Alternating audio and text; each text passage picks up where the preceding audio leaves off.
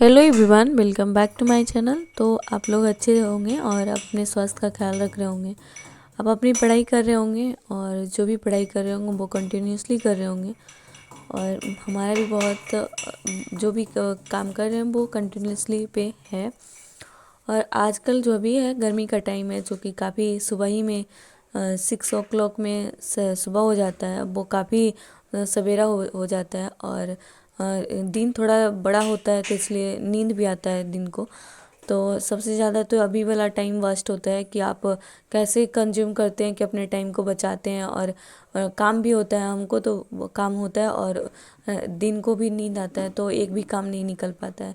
और सबसे बड़ा चीज़ है कि जो विद्यार्थी लाइफ में होता है वो कभी बैठिए और याद वगैरह करना अगर सुबह सुबह करिए तो आप खाना पीना खा के पढ़ना बैठिए, तो आप सबसे पहले जो लिखने वाला क्वेश्चंस वगैरह है उसको रिवीजन करना या फिर उसको बनाना, उसको सॉल्व करना।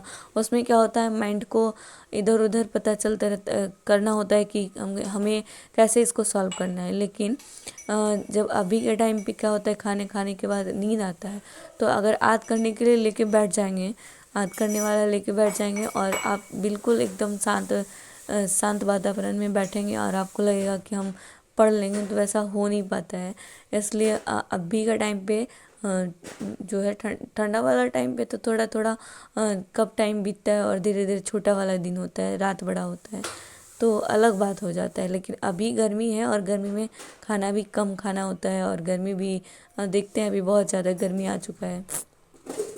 और क्या है, क्वेश्चंस वगैरह लगाने से या फिर जो इंग्लिश वाला पेपर है उसके बाद उसको लगाने से काफ़ी इम्प्रूवमेंट होता है और काफ़ी टाइम भी दे पाते हैं। और सुबह सुबह एक अलग ही उत्साहित होता है कि हम कहता है कि हर दिन एक नई एनर्जी होता है कुछ करने का, तो वो सारा एनर्जी एक साथ बनाते हैं। और जो सबसे ज़्यादा बास्ट लगता है, आपको पढ़ने का मन नहीं करता है उस टाइम, और जो आपको लग रहा है कि मतलब वैसा है कि आपको ज़्यादा दिमाग लगा के बनाना पड़ेगा, उस सब्जेक्ट को आप लें।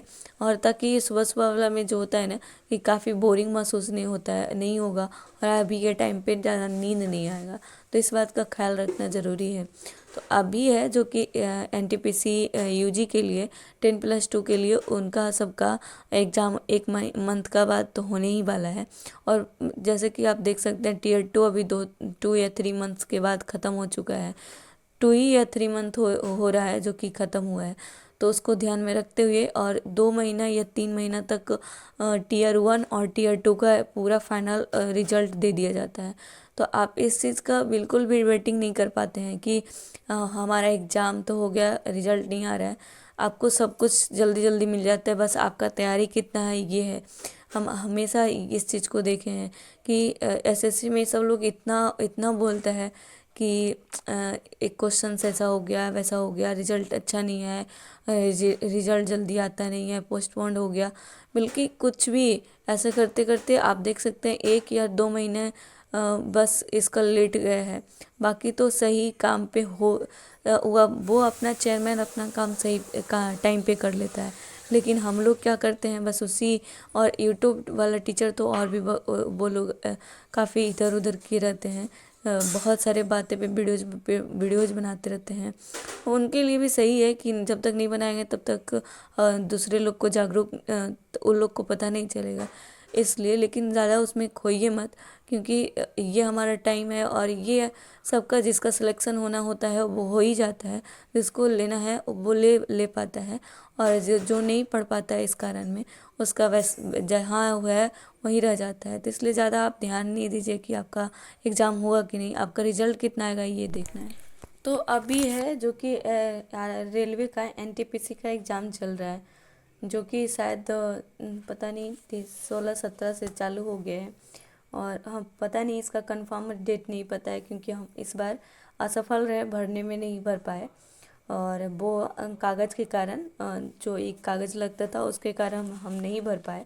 लेकिन खैर कुछ दिन के बाद इलेक्शन था, तो इलेक्शन में बन नहीं पाया कागज़। उसके बाद उसका नाम है एक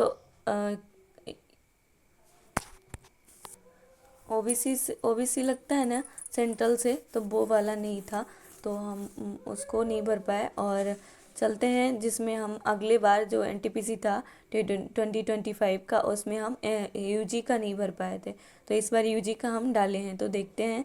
तो हम सोचे कि अब बहुत नज़दीक 1 महीना के बाद हमारा एग्ज़ाम भी स्टार्ट हो जाएगा, तो जो भी पढ़े हैं, जो भी हमें नॉलेज है उसके बारे में कुछ तो थोड़ा बहुत तो बहुत अच्छा से नॉलेज है। तो आज सोचे कि आज से प्रैक्टिस सेट, एक दिन में तो कुछ होने वाला है नहीं, तो हम सोचे कि एनटीपीसी का यही प्रैक्टिस सेट रखा हुआ है। तो उसमें यूजी का तो नहीं हमारे पास है, लेकिन एनटीपीसी का है। तो हम पहले गूगल पे सर्च करके देखे हैं कि एनटीपीसी का एग्ज़ाम के लिए जो भी प्रीवियस पेपर है से 25 सेट का है, तो वो ठीक रहेगा कि नहीं, तो बहुत फ़ायदेमंद रहेगा ऐसा बताया गया है। तो हम सोचे कि पहले बार प्रैक्टिस करके देखते हैं और एनालाइज करके देखते हैं कि आखिर ये कहना क्या चाहता है।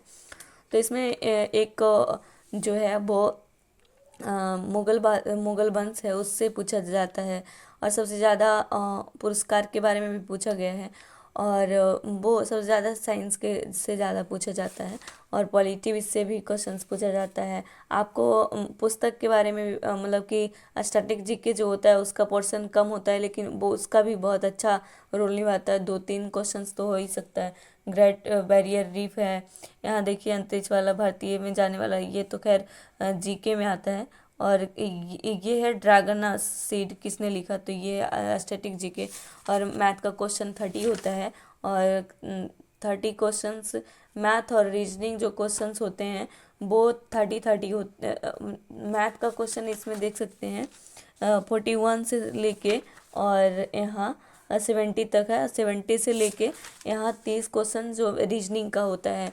और इसमें हम देखते हैं आज डे 1 है तो कितना हमारा स्कोर रहा है, और डे 1 वो हमारा स्कोर कितना है, ये चीज़ हम आपसे शेयर करना चाहते हैं।